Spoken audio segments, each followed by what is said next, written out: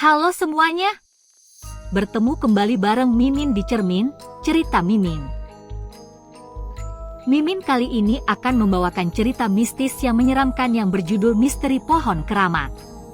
Pastikan sedang tidak sendirian. Mimin mulai saja ya ceritanya. Di sebuah desa terpencil bernama Desa Sukatani, terdapat sebuah jalan setapak yang jarang dilalui oleh penduduk setempat. Jalan tersebut mengarah ke sebuah pohon besar yang dikenal dengan sebutan pohon keramat. Pohon ini dipercaya memiliki kekuatan mistis yang dapat membuat siapa saja yang melewatinya tersesat atau mengalami hal-hal aneh. Penduduk desa sering bercerita tentang orang-orang yang pernah melewati jalan itu. Mereka mengatakan bahwa siapa saja yang berjalan di sekitar pohon keramat akan melihat jalan bercabang menjadi dua, padahal sebelumnya jalan itu hanya satu. Tidak hanya itu, sering terdengar suara-suara aneh seperti bisikan atau tangisan di sekitar pohon tersebut, membuat siapa saja yang melewatinya merasa merinding.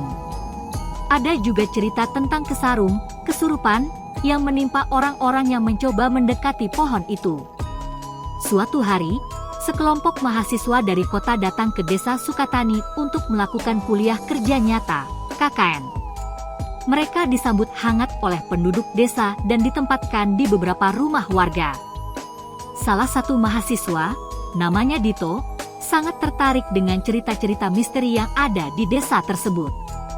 Saat mendengar tentang pohon keramat, rasa penasaran Dito semakin membesar. Pak Lurah, kepala desa, memperingatkan para mahasiswa untuk menjauhi pohon keramat. Banyak orang yang tersesat dan mengalami hal aneh di sana. Lebih baik kalian tidak mendekatinya, kata Pak Lurah dengan serius. Namun, peringatan itu justru membuat beberapa mahasiswa, termasuk Dito, semakin ingin mengetahui kebenaran di balik cerita tersebut.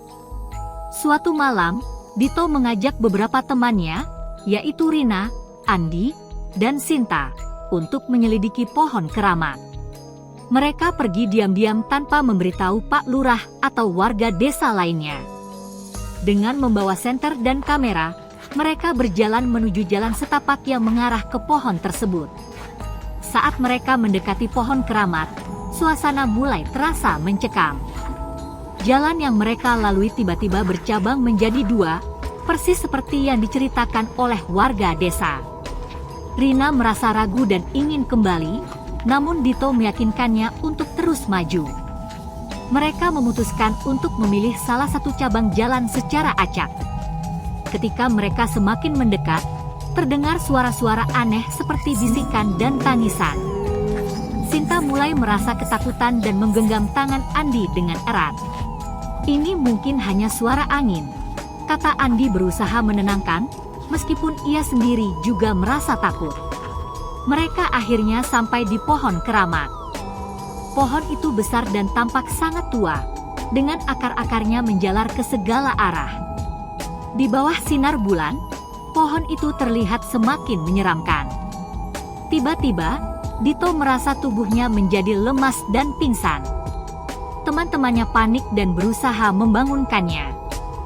Ketika Dito sadar, ia menceritakan bahwa ia melihat sosok bayangan hitam yang besar berdiri di dekat pohon. Sosok itu tampak seperti penjaga pohon dan menatapnya dengan tatapan tajam. Dito merasa sosok itu ingin mengatakan sesuatu, tetapi ia tidak bisa mendengar dengan jelas.